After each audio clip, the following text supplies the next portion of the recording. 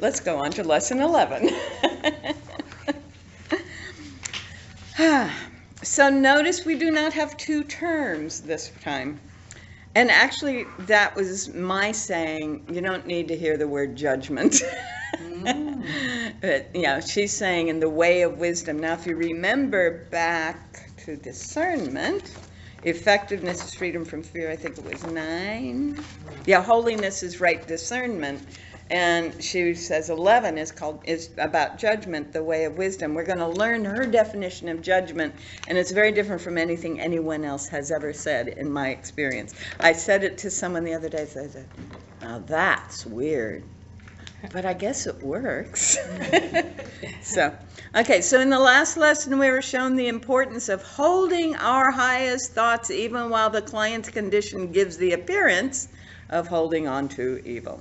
The 11th lesson addresses the situation where your premise or principle, which has pleased you so much, seems after all to be much less powerful than the belief of the person in the chair, right? So that is, we need to find that way to not be intimidated by their beliefs. So, sometimes after taking a premise, there comes a time when it seems as if it could never work. If you've become shaken up, fallen back to your old thoughts, you must quickly declare new affirmations from a warm sense, there's that feeling, warm sense of understanding, or the world will set itself to the old tune again. So remember in the last lesson we talked about the world comes unglued. As we begin to think in this new way, the old structures based on the old thought pattern are falling apart. And sometimes that can be unsettling, shall I say? And so when we are feeling unsettled because things seem to have fallen apart, that's when we need to claim what it is we are moving toward. So in the early days, before I even knew of Emma's work, one of the things that I discovered was I had done a lot of forgiveness work around some people in my life, and I had this new claim about how it was going to be, and then sometimes it would start looking like they were behaving that way again. And then I would just go into the claim, no, that's not true, this is what's true, right? And usually that would work, but after 3 or 4 times around on the cycle, sometimes that didn't work, so I had to go back through the whole process again to negate, dissolve the belief system that led to that behavior in the first place, okay? And then I could be in that place of the claim, and I rarely had to modify the claim. Sometimes I could up it a little bit in terms of the height of the principle being applied, but has everyone got everything they need? Good. All right, so the third paragraph, the strongest position you can take is always on the side of happiness and peace because they are the reality of our lives. They are the capital R. So I've been thinking about this in another context. Imagine that the whole universe is flowing in one direction, like a big river, like the mighty Mississippi, right? And then over here, there's this little eddy, and the water seems to be flowing the other way. But there is no way that water is going to get very far upstream, is it? Because the whole flow is this way, and that's what we're talking about here. Whenever we're stuck in an eddy or a whirlpool, or it looks like we're being pushed backwards, the flow is this way. It's toward happiness and peace and well-being. And so as long as, to use the Abraham Hicks thing, Esther Hicks used to say, Abraham would say, that we're in the habit of thinking all our good is upstream and we have to work hard to get it, when actually it's downstream, and the harder we work to paddle upstream, the less likely we are to experience our good. So, the flow is always toward and with what is truly our delight and joy to experience. Always. So if it looks for a moment as if it's not, you're just in an eddy. You're just in a little side stream, and it isn't going to last long because the major flow is downstream. Yeah? Mm-hmm. All right. That's a very helpful image for me. Okay, if someone tells you they're well and you cheerfully and innocently believe them, even if medical tests have suggested otherwise, that person will be recovered by your faith. All right? So someone you know, it doesn't matter whether you know about any other tests or not. They say they are well, you accept they are well, you reinforce that, and they get to experience, oh, I am well, right? That's what happens there. The next paragraph, if you grasped the 10th lesson, you know what to do in the face of apparent distress. You persist as hard as the circumstances do. And way back in lesson 2, she said, you know, in order to overcome some things, you have to claim as hard as the upset you were feeling before. And then lesson 3, you have to bring as much energy to this understanding that you have based on principle as you had in your being upset about the appearance. All right? And that's the same thing. Okay, you persist as hard as the circumstances do, only you persist in ignoring it and living on your side of the question, that of peace and happiness and well-being. And then she says, persistence is a wonderful manager. Right? Okay, now, this is a very powerful paragraph. I really, I have found it very useful. If you find it difficult to imagine holding to your principle in this situation, try imagining you are a vast opening and channel of power. Try thinking that holding your idea will open you to receiving so much wealth straight from the Spirit of God. You can feed all the seemingly poor people of the world. So much health straight from the Spirit of God that you can heal all the apparent disease in the world. So much wisdom, etc., etc., etc., right? You just feel it flowing through you so fully, so powerfully. It reminds me of the scene in Sister Act where Whoopi is being asked to coach the choir. And the little girl gets out in front and starts singing like this, and Whoopi goes, no. And she hits her in the diaphragm, and she says, and the Whoopi says, now imagine that you are singing in a room full of people eating and drinking and chatting, and you need to be heard on the far side of that bar over there. Which is how Whoopi grew up singing in that story. All right. You can guide all the seemingly dark minds of the world into the light. Woof! That's how much wisdom and power. You are the Mississippi. You are the Nile. You are the great ocean currents of the world. Yes? Columbia. The Columbia, roll on. Wow.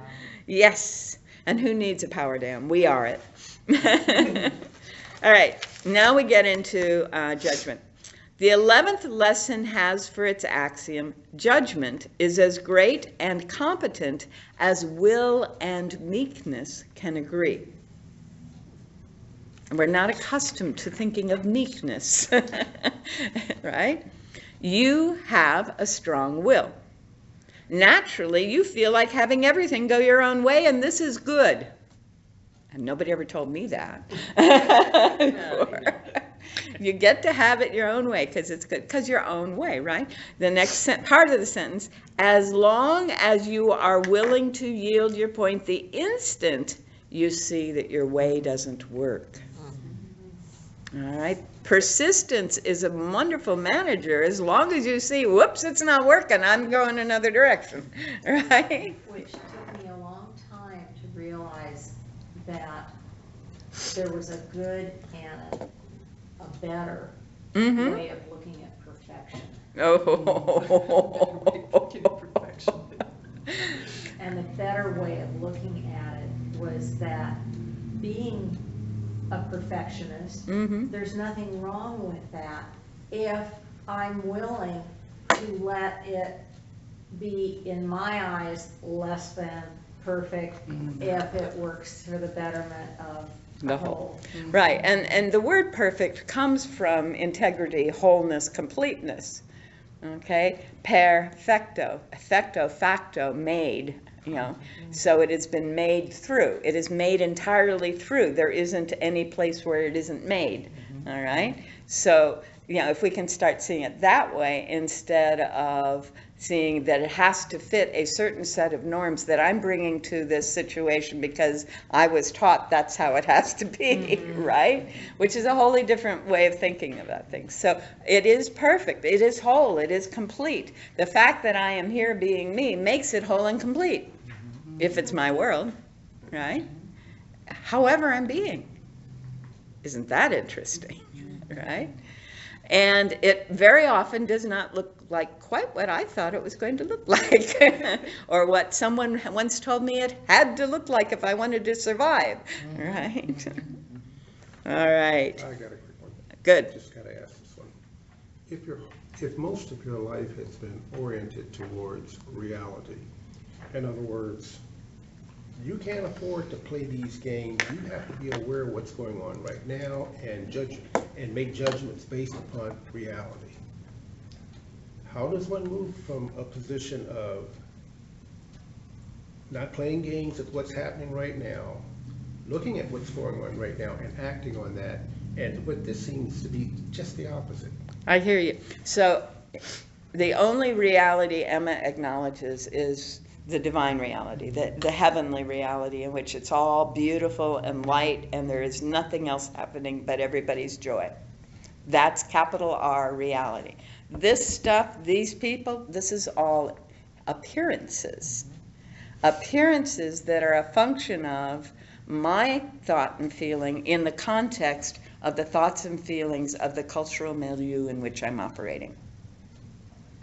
Okay? Okay. So she would say, you don't want to adjust your behavior to fit the appearances. You want to dissolve any thought process that would make those appearances less than the perfect, whole, wonderful, light-filled reality. Okay. Now, that's not necessarily something we can do in a heartbeat, just in an instant. But you have to work that. Right. So we practice. We practice with little things before we, and then as we do the little things, the bigger ones begin to dissolve and we stop seeing them, the bigger ones. But then if there is a bigger one that comes up, it doesn't come up as intensely, as strongly, or as long as it did before because of our practice. So, What's bothering me? good. What's coming to me is fear. I know. We were all trained to be afraid of certain circumstances, whatever those were. We all have different ones. We were all trained to be afraid that you wouldn't have the right things in the right place at the right time for your job, right? I know, your whole survival depended on it. Yeah, right. And the stuff that, your mom and your family trained you into, and we all have our stuff that if I'm not this way, the world's going to, and I'm going to suffer and everyone else, we were all given a set of circumstances like that to work with. And, and it's not fun. No. And it's not real. Yeah. That's the thing. Right? That's the fun most part. freeing thing that these lessons have done for me is to realize it's not real. There's an option out there. There's an alternative. It doesn't have to be the way I was brainwashed into believing. Right, and this culture does brainwash people into believing all kinds of cultural norms, family norms, performance norms, etc. I mean, how many of us were at some point in school just beside ourselves because we didn't make the grade? Yeah. Right? We thought we were going to die because we didn't get a particular grade in school, right? Or any number of things like that. So if my skin were a little darker, I'd probably have a harder time with this. I know, because I grew up in the inner city. But what's interesting is having light skin in the inner city, it's almost as hard as having dark skin not in the inner city. and so I kind of feel, I used to have to walk on eggshells and make sure I didn't say the wrong thing and make sure I wasn't culturally inappropriate and all of that. And it's hard. And we're working toward a world in which none of that is real. Right? So my daughter's husband's best friends, one is Chinese and one is African American, and he is a mixture of Hispanic, you'd never know it, and German. That's what you can see. right? So that kind of world is, for that generation, more and more normal, partly because we've been doing our work, all of us, right? And for them, the norms that our parents and grandparents lived by, the rules that their survival depended on, don't exist. Those rules don't exist anymore. Isn't that wonderful? Yeah, and that's the direction we're headed here. Thank you, I didn't mean to take up too much time. Hey, sir, I didn't mean to take up. every question you ask, we need to hear. Yes, we do. Absolutely. And I hope what I said was okay. Oh, yes, oh, absolutely. The only thing that came to my mind is that if you're in a hostile situation and you know it's hostile, can I muster the wherewithal to avoid what's in front of me and look for that higher Good. vision and not worry about being safe? Bingo. So what we're trained to do, what Emma teaches us to do, and she actually had some of that kind of happen, because she was in Chicago during the Haymarket riots, all right? And one of my favorite stories is when she's sitting in the park and she's watching these angry men gather around her. And she closes her eyes and she sees each of them in her memory. She sees only the light. And she sees only the love and the desire for well-being in their hearts. And when she opens her eyes, they're all walking away with arms around each other. That's great. Thank you. One thing when you said this, when I first started doing this New Thought stuff, a teacher said to me, said to all of us, just try this on for 3 months or 6 months. Just do it. Because you can always go back to the old way. Yeah, So right. No, but I know, it doesn't happen. But he We wanted gave us him to permission. Yes, but he wanted us to take a leap of faith with these concepts that seem like, oh, I can't do that, or I don't feel that. He said, just try it on. Pretend. Make it up. But for 3 months, 6 months, and we were all changed from that. Yeah. But we didn't know exactly how we got changed along the way. Right. But we did. Right. Yeah. Yeah. By practicing. Is how we did Exactly. it. Yeah. So, yeah, one of the things that, Larry and I have in common is the woman I talked about in the group yesterday. And, this woman was in everyone's face and made everything difficult, and sometimes in groups. And if I was prepared before I went into the group, she didn't misbehave. But if I was sidetracked, she often misbehaved, right? And so that was part of the issue for all of us, was how can we create a space in which she won't behave that and won't misbehave. And then I wasn't around when she actually blew up, right? So the group as a whole didn't have this way of being. But the other piece is, she was pushing it. She was basically asking to be excluded from the group by insisting for 10 years. I saw an email dating 2010 about how, this group doesn't get it and they're not okay and they're da-da-da-da-da-da-da. Yeah, so I'm going, oh dear. This has been going on a long time. Yeah. So it's a matter of stepping out in faith. A large part of it is, but, to do it in small ways before, and then the big ones are less big. Okay. Yeah. Well, I like Catherine's, what you said about try it on. Right. You buy a new pair of shoes, you try them on usually before you buy them. And the idea that I had to be perfect, and everything I did had to be just so, and the grades had to be A's only, and B's were acceptable, and all of that. What I found as I began in New Thought was that I felt like I was breaking all the rules. But what I realized was that I could break the rules and there was no retribution. Right on. The skies didn't open. To breaking one of those rules. In fact, there was a reward. Woohoo! I hear you loud and And clear. so I kept trying a little bit more and a little bit more, and it just kept feeling better and better. That's But marvelous. I've always wanted to be a rebel. And this allowed me.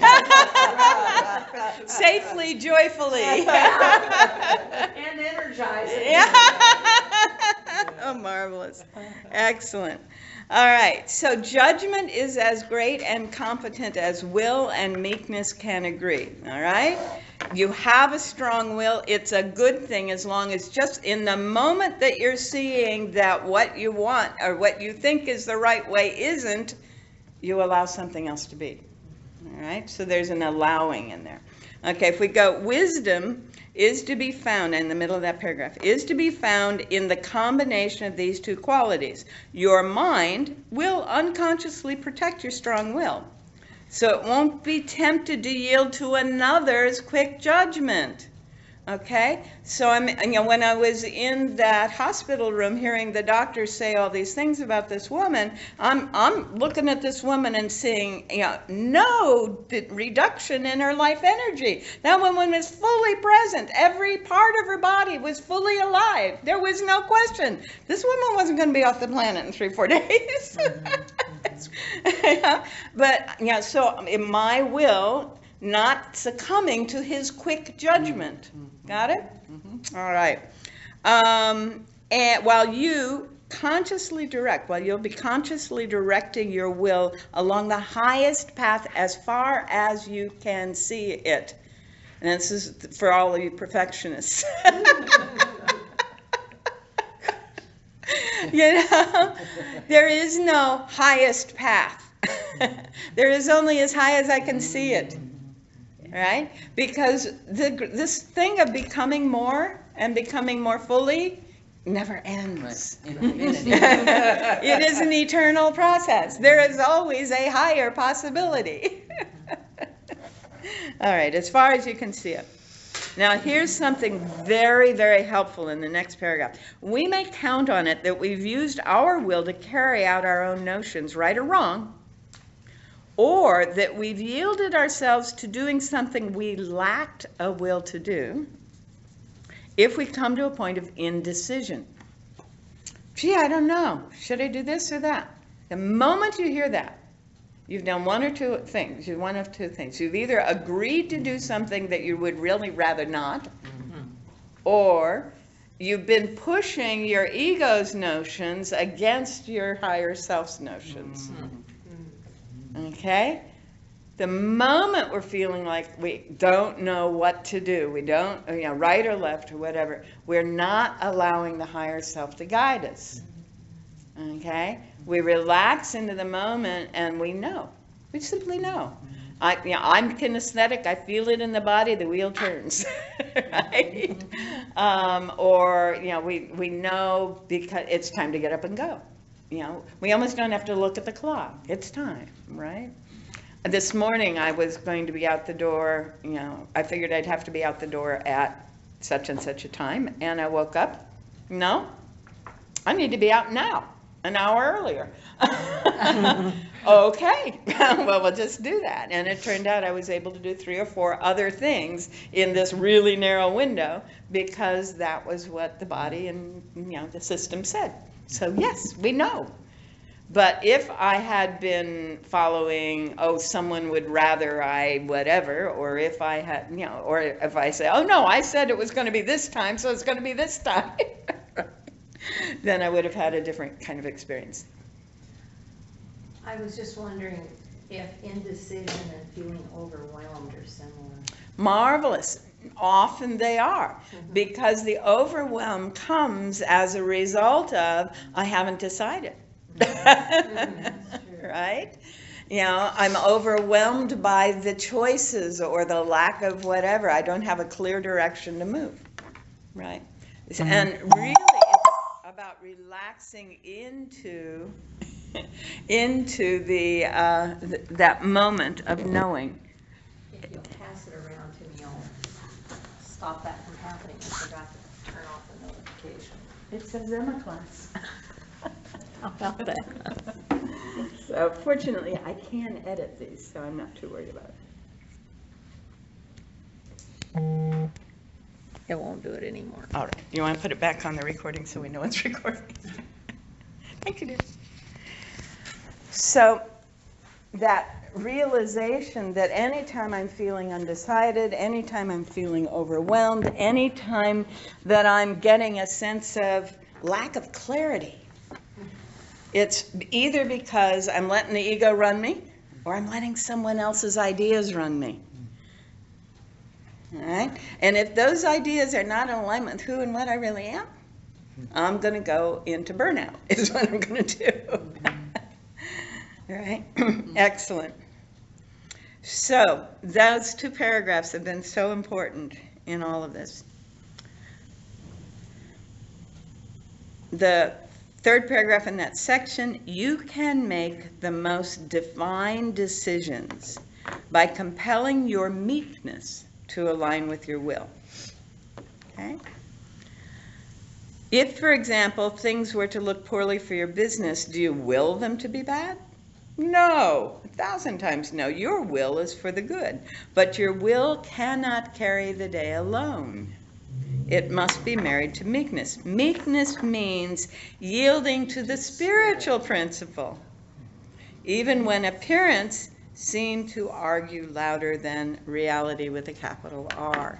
Okay? So as I'm allowing the Spirit to guide me, as I'm allowing that principle that has clearly applied to this situation, or not so clearly, any version of the principle works, then I'm no longer going to be in that place of indecision, right? The decision is going to be made. The next paragraph, the word meekness has gotten a good many religious people into misery. It seemed to them to mean yielding to evil and difficulties of appearances. And that's very much the case with marginalized groups, women in our culture, people of darker skin in our culture. You know, the big blondes, they never have to yield, right? Except sometimes, right? And then they go around. So there's an interesting example. A young man found he'd been thinking he must yield to his poverty as sent by God. He quickly saw his mistake. God does not send poverty. Whoever has said that the bountiful creator, sustainer of the universe is a giver of poverty has lied. He had been badly tempted by appearances and the words of others, and foolishly yielded to the temptation to judge against his will. So meekness is to the principle of the divine reality, that magnificent flow of good and well-being. Just relax into the flow. That's the meekness, right? And you know, the use of will to what she has had somewhere else, I won't go into it, but yeah, to paddle upstream is not a good use of will. Let's just put it that way. All right, and then this first paragraph, the italics there on the next page, 161, all weakness of the body comes from yielding to appearances instead of holding to these metaphysical understandings. All right? So if everyone is feeling depleted, it's because you've been holding to the appearances. And sometimes it's the old rules, the old perfectionist rules. It has to be this way, and I'm going to hold on to that, and I'm going to stick to it because that's how it has to be, because that's, you know, my child self is going, yeah, if you don't, you won't survive, right? And then you get depleted, and then you're tired, right? But if you can go with the principle that it's all good, it's all flowing in the direction of happiness and well-being for all beings, you're just moving with it, you know. So every now and then someone comments on my energy, and I go, it's not my energy. I'm moving with the flow of divine energy. All I have to do is show up and allow that flow to happen. When I start fighting the flow, then I don't have energy. And if that fight is, well, I better not do that, because I've done all this, or because my schedule looks like that. No, that's fighting it just as much as I got to get in there and do it because I said I would get in there and do it, right? They're both fighting it. And they both lead to that depletion we call feeling tired. We went through that decision in Portland because we had this entire week planned to go to Seattle and do all of these things and spread Larry's ashes and all of that. And I arrived in pain, and we sat there and said, what's for us? What is the universe telling us that would be our next thing to do? And she called, canceled all of our plans, got everything reimbursed. Love that. And we made the decision to come back. And so Trixie got to rest, sort of, and you got to help her. And I love it. That's beautiful. And that's often the results. Yeah, virtually every time it's the results when we go with the flow of it instead of paddling upstream. All right, the next paragraph is one of her more heretical paragraphs. The doctrine of the fall of man came from believing in the reality of temptation and of material appearances, but it is false. Our will never fell through temptation. Will is another name for God, the good, and God cannot fall nor fail. Nor does God tempt us into evil, since evil cannot exist in omnipresent good. Right? So in the unity version of what's called the Lord's Prayer, the translation is, leave us not in temptation, instead of lead us not into temptation. And I have to say, based on what I understand of the Aramaic, I cannot guess how the Greeks and the Latins ended up in something that translated into English as lead us not. There is no way. Even Yahweh, even Jehovah, even the jealous God, that guy's not even going to lead anyone into temptation. So I don't know where or how that got snuck in there, but it did. And the Unity's answer was to just change it to leave us not in. All right. The next paragraph. The perfect in judgment are perfect in beauty. The beauty of Jesus is because his judgment was polished by meekness. Excuse me. Wonder what I need to say here. He is bound to no traditions. What others believed he must be in order to be beautiful, he needs not believe. That which is his own good judgment decrees his charm. Is this your opinion of me is none of my business? Something like that. And your decision of what I should be doing, wearing, whatever, is probably not relevant to whomever it may be. So marry your will to the facts of the case, rouse your judgment, the animus, the man in you. Moses said, let us make man and let him have dominion. Jesus said, the Father hath committed all judgment unto the Son, meaning the divine heir in each of us, that is each of us, and all of us together. Your own mind is this inheritor having dominion. Your own mind is the inheritor having dominion. Your own mind has dominion.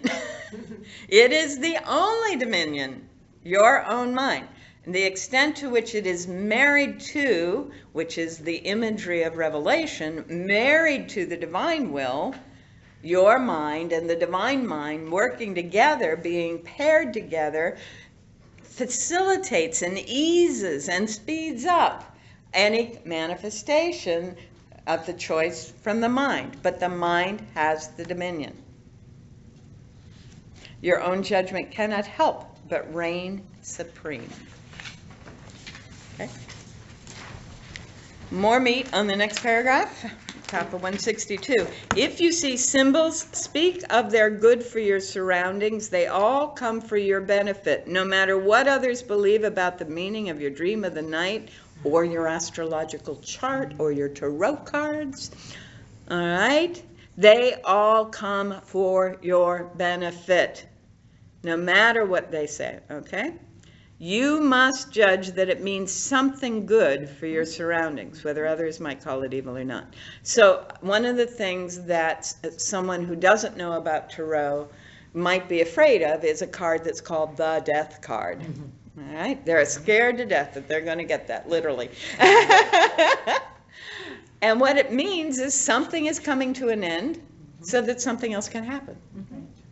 But that's, so far outside of what people out there in the world think. So that's an example of, oh, there's something coming to an end. It's good for me to get the death card if I am at a point where it's time for me to move on to the next thing, right? Yeah. Your judgment, yielding only to the good, sees and says that some blessed good is coming. And when you consistently lay your judgment to the plumb line of the highest truths you've heard, then, says the prophet of Revelation, your old covenant with death will be annulled and your agreement with hell will not stand. You give up your old ideas in meekness and you speak aloud your new ideas with conviction, having thought them and written them. Right? I think this, I write this, I speak this, I am this. Right? Okay, so the practice is to speak this stuff. Okay? Initially we think it, then we start writing it, and then we start speaking it. And the more we can do all of the above, the more fully we are in the flow of the mighty Columbia. All right. When we start doing this, we start seeing results, and that's what this next part is about. These ideas are the new growth in good soil, so let them sink into the deep soil of profound meditation.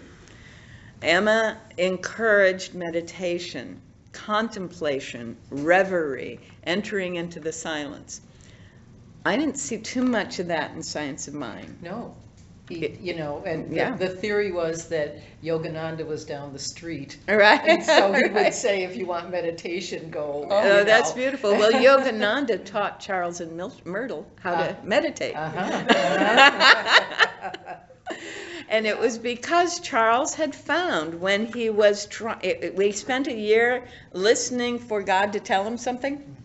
So he spent a year studying all the stuff around the world, trying to understand what his wife was experiencing. She was getting well, right? And he was trying to understand what that was all about. And he said, I heard, what was it? It was a great cacophony of some voices. And then he said, so I'm going to go straight to the top. And he spent a year every day spending half an hour listening to what God might tell him. And he never heard a word. But at the end of the year, and before the year was over, he began to notice his body was stronger, his business affairs were more in alignment, and everything else. So this started right before, like 2 years before the Chicago World's Fair. So when Yogananda went across country after the World's Fair, he stopped in Lee Summit in Kansas City, and the Fillmores hosted him, and he taught them how to meditate. And I found that out from a Yogananda, an Ananda teacher in Beaverton, who happened to have been part of that whole process. Yeah. So yes, so meditation, as you go into that, right? The more you can go into that space, the more likely you are to have the experience grow. She says, the fruits are light if lightly handled, but by the deep thought of the mind, the word of the lips is ripe and heavy with perfect fruit. Okay? Wow. So as you can take it deeper. Now, contemplation is just as powerful as meditation. And in fact, if you go through and you read the Yoga Sutras of Patanjali, what you see is he's actually talking about something that's more like concentration and contemplation than what we have been taught meditation is. Okay? And so he says if you are focused on this over here, then these things will happen. If you're focused on this over here, then these things will happen. So whatever it is. So Emma is saying if you're concentrating on these principles, if and that's part of why we take that, Saturday time to reason out one of these principles, one of these things, is to help us to get in the habit of concentrating and contemplating them, and then make them our own in our own way. Yeah. Next paragraph, demonstration is the result of judgment. One often finds that demonstration waits for him to give up prejudices with respect to what is high or low. Okay, so there's something I don't think that's in here. When we claim something, generally what happens is first there is demonstration. There is an indication from the universe that yes, it's coming, or it's on its way, or it's here and you aren't seeing it yet. Okay, demonstration. So the claim for $10,000 may have a $10 bill show up, right? That's not when you give up your claim. That's all the more reason to continue to claim. Oh, it's coming. This is the tip of the iceberg. Okay, demonstration.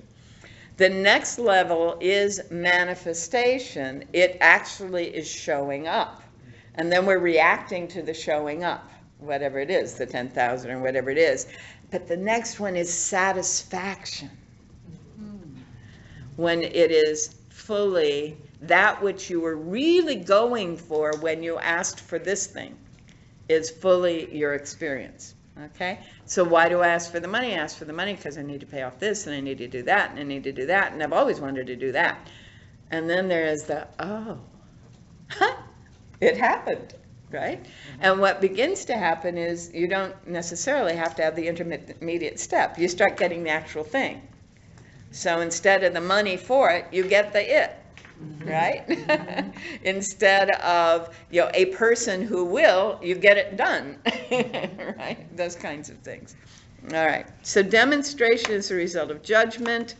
And it often requires giving up prejudices with respect to what is high or low. Now, did you hear what I said? If I get the $10 bill and I say, oh, that's yucky, that's not enough, I've got a prejudice about what is high or low. Right? I have to be open to receiving what is coming as a demonstration of what is coming manifest and ultimately will satisfy. Okay, so I have to let go of certain prejudices. Which gets us to a very different point of view in the last paragraph going on to the next page. Practicing this science will bring you to see that you are not unsuccessful, no matter how unsuccessful you may appear to your old way of thinking. I didn't get that A. Oh. Or those words didn't come out quite as I had in mind. Or that drawing isn't quite what I would like it to look like, right? Or any number of things, but they are somehow exactly what is needed for the satisfaction and fulfillment of you and everyone else involved to happen. Clear? Yay! Because spirit is never unsuccessful. All right. She reinforces the top of the next page in the gospel or good news. Gospel means good news.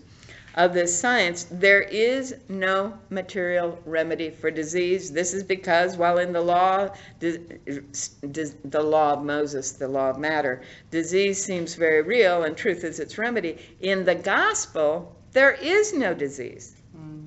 So not even truth heals. Okay? So when we know what is, there is nothing of the other. All right.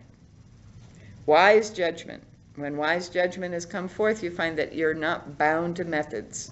All right? Reality is simply exposed in your presence. I love it. And then I'll just do the next sentence because I love it.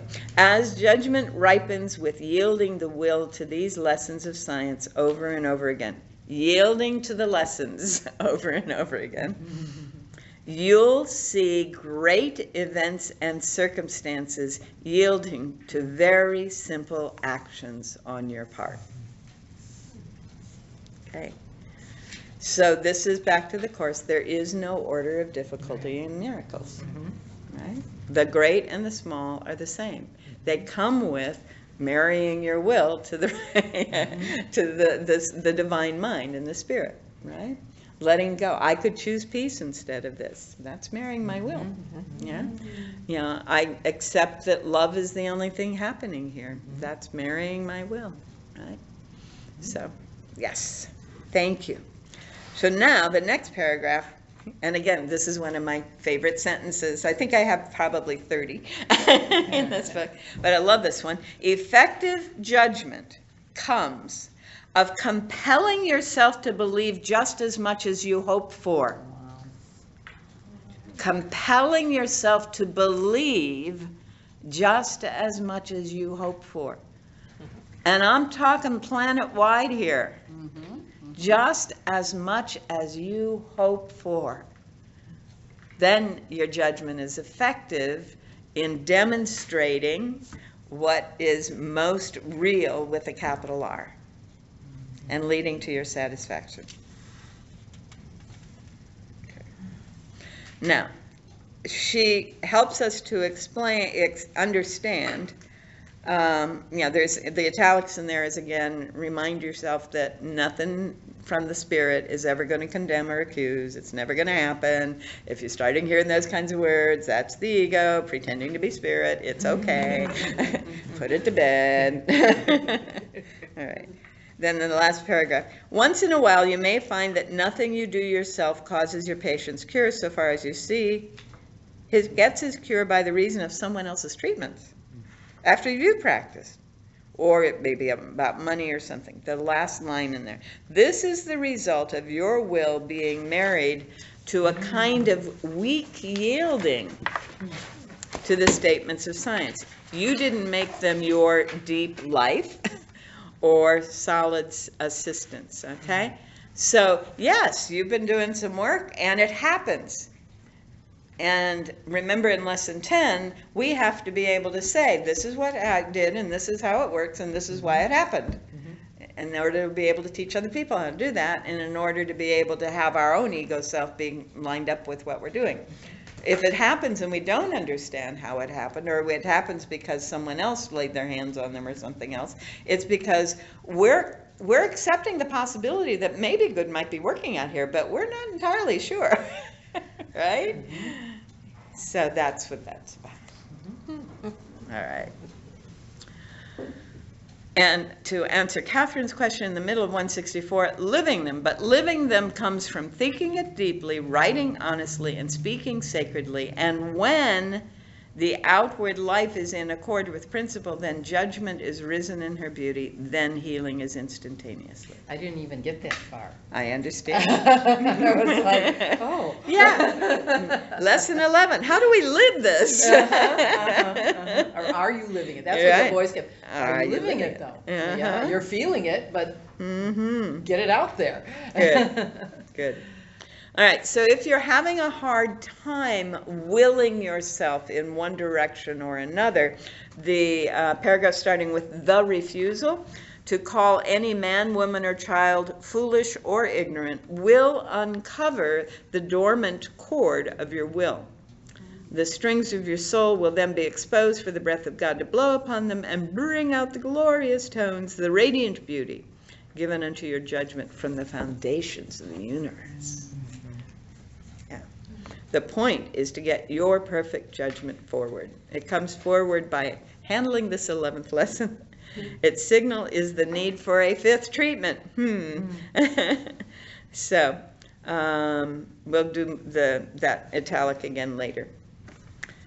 And then the first sentence of that last paragraph on that page, if you and I don't speak from our spiritual self, it will not act through us or for us.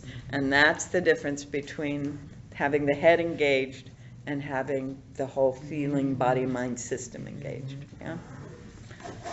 All right. It's why people come into my office, just because they feel better. Yeah, And I don't have to say anything. yeah. They just are there and then they feel better. Okay, I can go back to work. I'm like, okay. That's marvelous. Yay, radiant tower of well-being. Beautiful. All right, next page. Inspiration. Inspiration. Now, to inspire is like to respire or to expire, right? So respiration, inspiration, conspiracy, it's all about breathing, all right? And it's all about spirit. So spirit and breath are the same in the Greek. So when we are inspiring, we are experiencing breath of the spirit in our being, all right? We are being spirit entering in. When we respire, we are breathing spirit in and out. When we expire, it was the last spirit. It was from the last breath. Okay. Yeah, and none one here is going to ever expire. All right, so inspiration is a result of the fifth power, or the faith power of mind. Fourth power, faith power.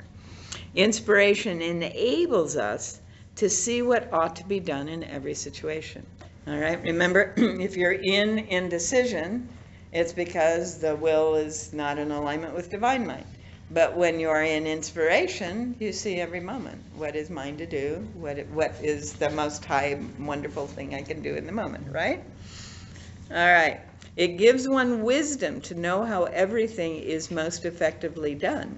It provides a quick skill and accomplishment, okay? If you think about the difference between an apprentice and then a journeyman and then a master in any skill area, from blacksmithing to painting to electrician or any of those things, the apprentice is being told you hold the tool this way and then you move your hand this way. That's their first thing that they're being told. No room for inspiration in this. You're getting given rules. You're training the mind. I'm reminded of the Karate Kid, right? Wax on, wax off, wax on. Or is it wax on, wax off? There we go. Wax on, wax off. Yeah, and it's that same kind of thing. That's the apprentice. We're just going through the motions, but we're training the body and the mind to be comfortable with those motions, okay? Once we are comfortable with the motions, then we enter into the phase called journeyman. That is, we go out into the world and we try it in a variety of situations, and we listen and we learn and we discover our particular way of dealing with all these weird things that come up in life, right? Because it's never like it was in the lab or in the shop or in the whatever. It's always a little different. So the journeyman is beginning to be a little ingenious and beginning to develop their own style. They are a master when two things happen. One, they can tell someone else how to do it. And two, they are not thinking at all about how they're doing it. So that's that. In the operating room. Yes. It was watch one, do one, teach one. Yes. Yeah. Yeah. As soon as you could actually teach, Yeah. then you had mastered it. It's also known as monkey see, monkey do training. I understand. And, I often think of Doctors Without Borders. Yeah. Yeah, they're out there. Have you heard the ad lately? No. Oh, I love the Doctors Without Borders. With your help, we can turn a stairwell into an emergency room. Yeah. With your help, we can turn a capsizing boat into a maternity ward. Yeah. And then they go on with 2 or 3 others like that. That's a journeyman. I could tell when surgeons who didn't have to have exactly the same thing always, and if you didn't have it, it was awful. With those who had served in Doctors Without Borders or in the military or something, they could do anything with anything. That's right. That's right. There were like 2 of those. Oh, what a blessing. Yes, What a there were. blessing. It was a blessing anytime one of them came in. Did I tell you they replaced my daughter, who was the trauma doc in Afghanistan for 6 months? They replaced her with a dermatologist. I'm not surprised. Wow. You can learn this. Yeah, fortunately, she knew a few weeks before she left, so she real quick put together a bunch of quick guides. Yeah. Can you imagine? Wow. All right, inspiration. The second paragraph, inspiration occurs when you've steadily ignored the appearances of difficulty around you. Now, for most of us, this is in the shower. Most of us, it's not until we're outside, away from it, not having any input except the irregular sound of the water. If it's a continuous irregular sound. So the ego mind is trying to figure out, what's that pattern? There's a pattern there. I know there's a pattern there. Where's that pattern? I'm sure it's there. So that's what the ego mind does while we're in the shower, which then allows us to be open to what Spirit's been trying to tell us all along. Right? For me, shower's a good place, but another one is driving. Because the road noise is the same thing. The mind's going, what's the pattern? What's the pattern? I know there's a pattern there. What's really going on here? And the Spirit is going, oh, this is feeling really beautiful. Oh, wow. Oh, yes. And that stuff starts pouring in, right? The ideas and the possibilities and the ways of understanding and all of that. And I'm sure we all have something like that. But inspiration occurs when whatever that difficulty was is not happening here. And we are able to dissociate that mental process. Yeah. Excellent. So when things look dark and hard, you didn't allow your mind to think about them. And then if you can do the next thing, she says, only think your thought only of God the Spirit, you ignored the appearance and kept hold of the highest principle. There's a lovely passage in The Way of the Peaceful Warrior. Does everyone know this book? Mm-hmm. Yes, do you know this one? Okay, so Daniel Millman, the gymnast, and he's met this guy who's teaching him, and the guy's taken him through a whole lot of training and a whole lot of stuff, and they go into the city, and his teacher gets them both thoroughly drunk. Thoroughly drunk, and then goes the back alley in one of the darker parts of San Francisco, basically asking for someone to come along and give them a bad time. Well, the teacher is immediately not drunk, right? The kid is just kind of in, whoa, what's happening here now? But you can see how the teacher just immediately goes to a higher level of functioning. Right? And the kid's in reaction to the appearances. It's in both the book and the movie. It's very nicely done. All right. So there comes a blankness, the end of that paragraph. Then there came a blankness. You felt devoid of ideas of power. This is the moment of inspiration, the blankness of a clear paper on which you may write what you like. Declare in this moment that as the one mind, you do not believe in foolishness or ignorance. No treatment equals the denial of accusations of foolishness or ignorance for bringing forth inspiration. Declare that as Spirit, your judgment is perfect judgment. Declare the truth of your being. I know all things, I can do all things. So that can happen very quickly by just going, this can't be true, Spirit's in charge here, and being in that openness. Can you feel that? All those words can be a half a second, right?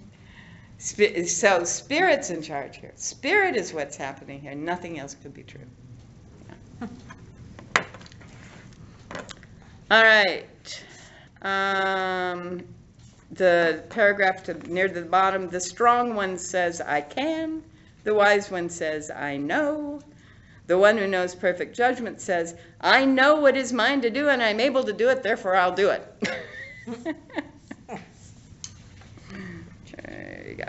So, actually, I'm going to share the little tool she gives in that next paragraph on that same page.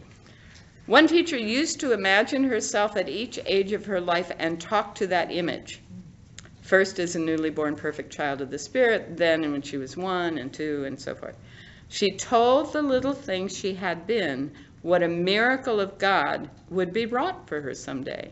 And when she came to the current year, she would pronounce the whole miracle already completed. That's kind of reparenting yourself. All right. I love the sentence, right now you are wise and immortal, free, strong, and at peace. That's it. Right now, you are wise and immortal, free, strong, and at peace. And right now, you are. And right now, you are. What a nice thing to relax into. All right, guidelines for treatment. If a case comes before you a 5th time, it's because you haven't touched his judgment. You haven't struck the chord of his will. Why not? Because your own judgment has a wall before it. What veil? Or veil before it. The veil is your persistent habit of detecting ignorance and stupidity in people and wailing about your own. Every time you say, I don't know. Oh, I wish I knew. Oh, I wish I understood. How come they understand? Oh, wow, that person really gets it. That person's really smart. No. None of those are true. Not any more than anyone else anyway. So that's what she's saying. That's the veil. That's the persistent habit. And again, we've all been trained into it. We've all been brainwashed into thinking it's not okay to acknowledge that wisdom is part of being human. Being wise is part of being human. Is part of Being human. Being wise is part of being human. And anything else is an appearance that has nothing to do with reality. Right? Yeah. Way back when, we talked about, there where the apparent idiot stands is a fountain of wisdom.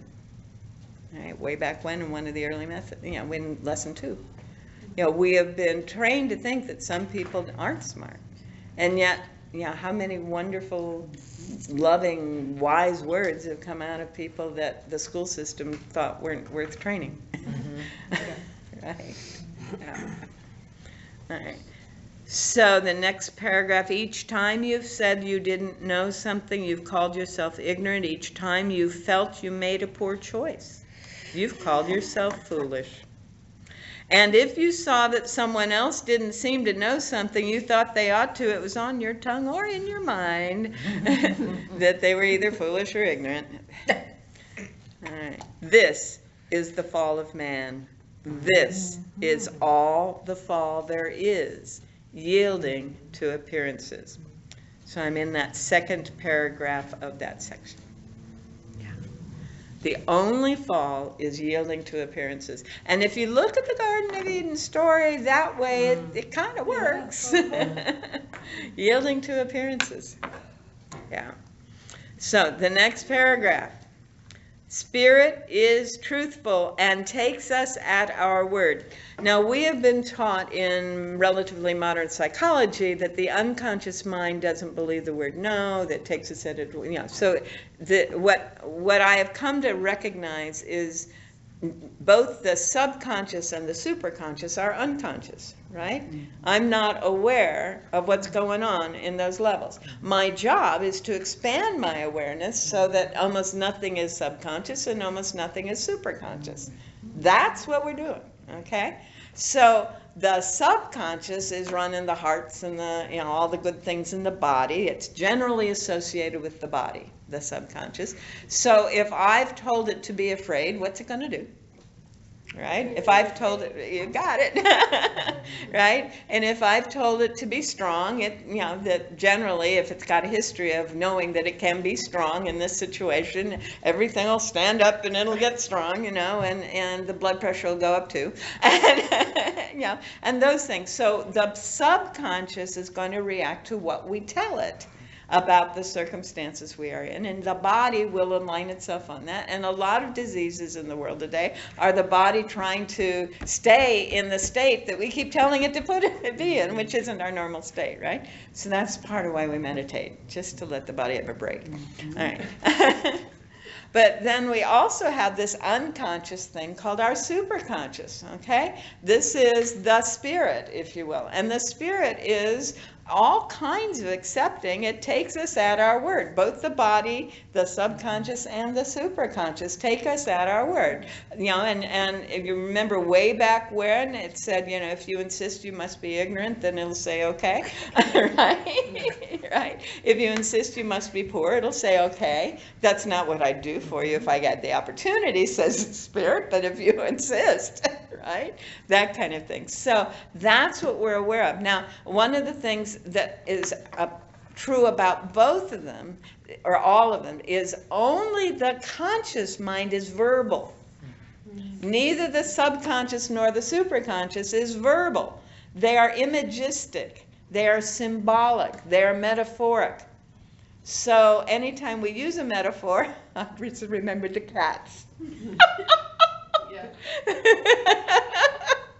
Do you care to share? I used to joke, I don't care if I never get into another relationship. I'm okay being the crazy lady at the end of the street with 1,000 cats. And I used to joke about it all the time and stuff. And then I was reading The Game of Life, and in there is a line that says, the universe doesn't have a sense of humor. And while I'm thinking it's a joke, the universe goes, okay, how about 1,001? That's okay. And I've never said that statement since, unless I tell the story. Right. It's the only time I've said it, and that was 8 years ago. Has it been that long? It's been that long. Oh my goodness, I'm delighted. Did a lot of cats keep coming to you? No, not anymore. Oh my gosh. In fact, it was that book, and you had just released it. Yeah. And we had been to a talk in Walport. Mhm. And so we had it at home. When she visited, it was sitting on the table, brand new. And she picked it up, and we were in the kitchen fixing dinner, and all of a sudden we hear, oh my God.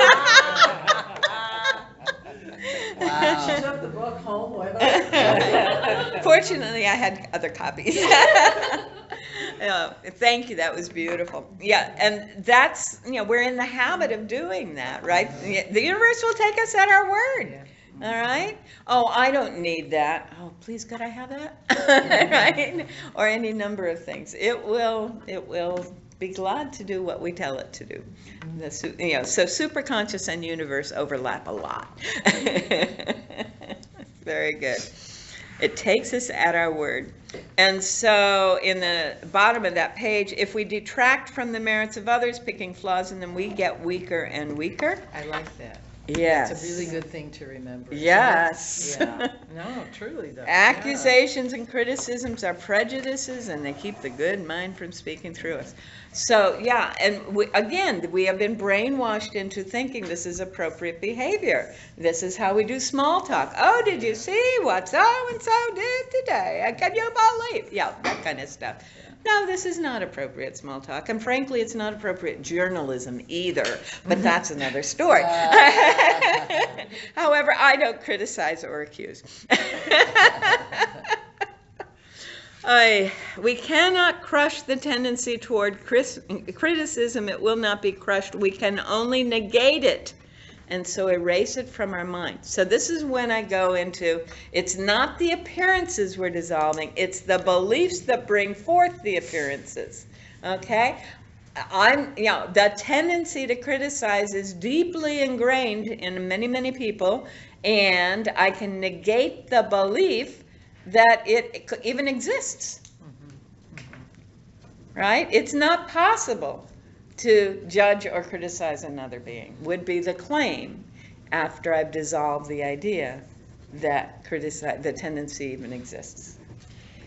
You know, because those of us who were raised in that perfectionist thing, there's always that comparison. Mm-hmm. So you're like, okay, who's on top, who's up, who's down, you know? And it is a brainwashing thing. It's, until it's not. Until it's not, exactly. I was thinking about that today, that there's this, there's happiness that comes from thinking you're doing well, but it involves sometimes thinking that other people aren't doing well. Oh, dear. And then there's happiness that comes from aligning your you know, aligning yourself with spirit, or, you know, knowing that you're spirit. And for me, those are very different things. Does that Very make good, sense? absolutely, very good. Yeah, and remember, there was a way back thing, way back in the beginning, she says, you may take the tendency of considering yourself more blessed than others. And dissolve that one, right? All right. You were gonna say something there? No, that would have happened to be one of my ahas the first time. I hear you. All right. So, again, another wonderful sentence. Lesson 11 for me is just a gold mine of great sentences. In truth, you have the power of discernment so fully that any source, any child, book, man, woman, or broadcasting station can tell you anything you ask instantly. We don't have to Google everything. But really, and the number of times when I've been pondering something and I turn on the radio and it's just right there, right? Or you open the phone book and it's right there, right? That's the nature of the world we are designed to be lived in. That's the nature of the world being designed. That's, you know, if it is designed at all. That's its essential nature. And all of the synchronicities when an idea is presented and then it's like you hear it from all these different sources. To reinforce it. To reinforce it, like, okay, I think I'm getting it. Love that. Next paragraph. Don't let another person's discouragement pervert your judgment. Touch the chord of his will. Isn't it his will to be free and wise and strong? If you mentally unload him of all the yielding to appearances he's ever done, he will spring up and respond to that touch of your judgment. So this is another case of, if someone comes into your awareness, you're sitting at home reading or watering the plants or whatever you're doing, and someone comes into your awareness, this is an opportunity to treat. This is an opportunity to know the truth about this person. And it might be an opportunity to raise them from infancy so they don't have the experience that, in your experience of them, their life experience supports them being well and whole and happy now. I was given that task one time, and it was amazing. Here was a 40-year-old, 19-year-old, and just kept doing the same 19-year-old year over and over again. And we were working together, and we needed someone who wasn't 19, and lots of good skills. And so I was journeying one day and got the very clear, here he is. You get to raise him in your journey. And so the context in which I grew up, I grew him up, was my shamanic journey circle. And we grew him up to the point where he went off on his adventures, because everyone has to go on a quest, right? And when he came back, he was an adult. And lo and behold, 6 months later, he was settling down, he was doing this, and he was doing that. It took me several weeks to work through that process. And it was like, wow, that's pretty amazing. Look at that. So, this is where it happens, is in the consciousness. The exchange of words is not where it's happening. Right? How many times have I said, the idea is flowing on those words. You're getting the idea, not the words. We could try that with the president growing up. Indeed. I was thinking that too. Indeed. And with all of his staff and with all of his family, yes. Yeah. If that's how you feel called. Right. All right. So let's move on to the practice. I gotta go. You gotta go. It's 4:30. Yes. This is it for you, right? You're No, going no. off on your- No. What? Next week. Oh, it's next week. Yes. Thank We you. decided to. Thank you. Sweetheart. We decided. It turned out that I don't have to be where I thought I had to be, so I can be here or up at FOO. At FOO next Thursday at 3. As we have been, and that will be lesson 12, and you get your graduation assignment, get presents then. Wonderful. Thank you so much for being here. Thank All you. right. Thank you all. So I'm going to have you do this one sentence before you go. Uh-huh. Okay, I have never. Yes. So let's, Friday is when we stop telling everybody else how awful they are. And let's do this, and remembering that who we are is spirit.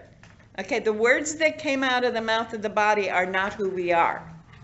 So as spirit, we've never done any of the things that our body likes to tell us we've done, our ego mind, right? All right, so let's read this together. I have never, as the judgment of spirit, accused the world or myself of being foolish or ignorant. And you could say accuse anyone in the world if you want to. All right, now you can go. Okay. Thank you. Thank you all. See you next time. All right. So the treatment is pretty much the same kind of structure as it has been all along. I haven't done this, you haven't done this, your parents haven't done this, nobody around you has ever done this, and therefore you can show me your perfect well-being, right? And that's really what each of these are. And if you look at, the first one was, what was the first one? You remember back in lesson 7, what it was we hadn't done, they hadn't done? Nope. Okay. No error has fasted upon you.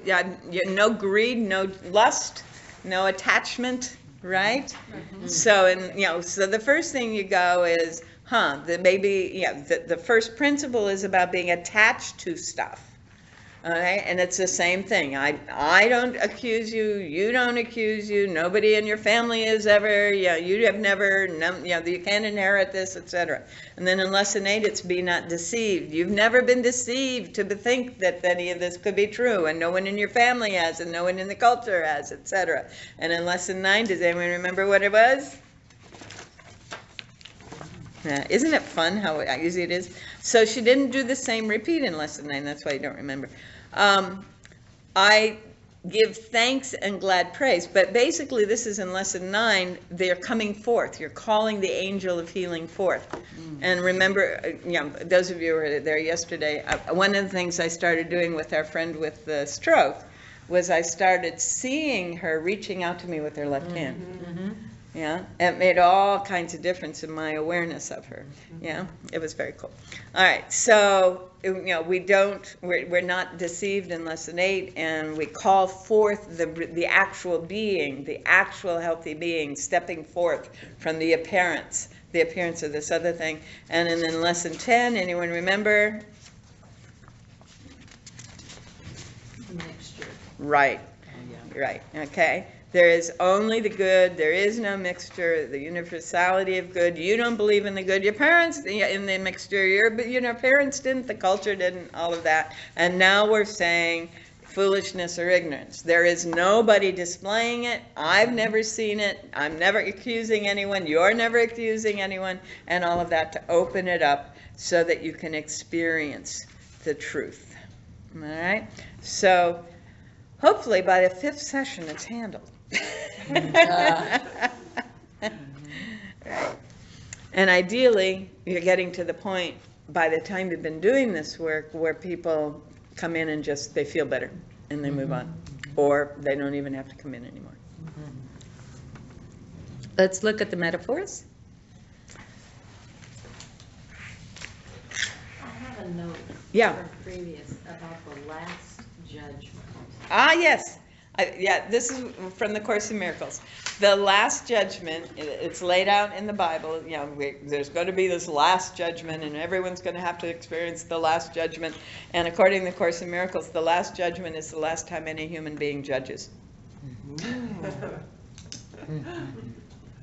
I like it. Thank you. All right, number 11. The number of power, courage, successful adventure, the capacity to move forward. So 11 is a 1 twice. So everything that is true about a 1 is doubled. Plus there's a little complementarity in it because there's a 2 in there. It's 2 1s, right? Someone was doing something at the door there. So you're going to get, whatever the characteristics of a 1 are, you're going to get it in spades. In the 11th year, the house of the Lord was finished. Solomon said that whoever should look at the house should be set at liberty, just to look at Solomon's temple. The 11 stars did obeisance to Joseph. That's the Pleiades. Okay? And there's a whole lot of stuff around the Pleiades if we start getting into that whole body of material. So, and the jacinth, the red rubellite, it's basically a ruby.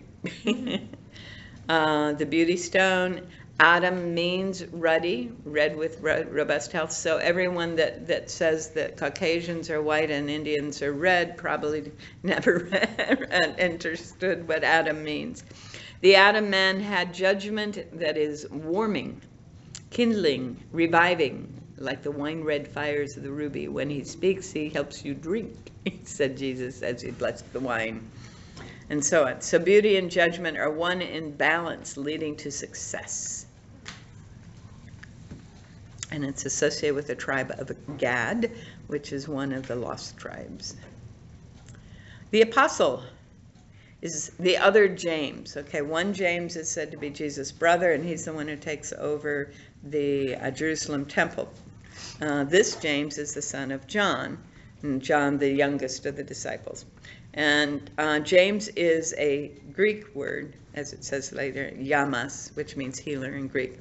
He was called Jacob, which we say Jacob, and it's supplanter. If you remember back to Abraham has 2 kids, Ishmael by Sarah's handmaiden, and Isaac by Sarah. And then Isaac has 2 kids. One of it's Esau and the other is Jacob. And Jacob is the one who takes Esau's inheritance. He is the supplanter. And it isn't for, it's like 2 7-year periods, I think maybe 3, before he gets, has cleaned his act up enough to be called Israel. Right. So, for what that's worth. This faculty is located in the lower part of the solar plexus. The beatitude for James is, ye are the salt of the earth. But if the salt has lost its savor, wherewith shall it be salted? Therefore, it is good for nothing but to be cast out. Salt is precious throughout the East, and exchanging it is a sacred token of friendship. The salt that Elisha used to sweeten the brackish waters of the old school of theology, we talked about that in lesson 2, makes beauty everywhere. The keys to heaven and earth are given to perfect judgment. And that is lesson 11. So Friday afternoon's practice. So now you have all of the practices except, it turns out even Sunday's practice, because that's, but Saturday you're doing 1 through 6 in the morning, and you're doing 7 through 11 in the afternoon, and then number 12 will be actually more like Sunday. So it's very cool.